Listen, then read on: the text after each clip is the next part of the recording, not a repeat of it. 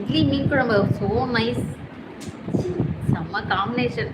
ஏங்க இட்லிக்கும் மீன் குழம்புக்கும் செம்ம காம்பினேஷன் தானே. எங்கள் வீட்டில் 2 வாண்டஸ் இருக்குது. அது வந்து என்ன காம்பினேஷன் இது, இதை போய் பிடிச்சிருக்கு அப்படின்னே சொல்லுவாங்க. நான் எப்போல்லாம் இட்லி மீன் குழம்பு வைக்கணும் அப்போல்லாம் இட்லி வைப்பேங்க.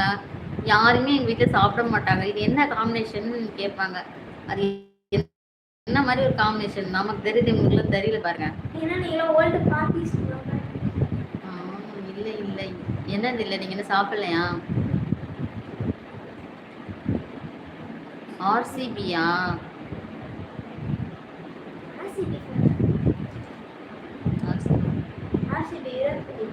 விராட் கோலி.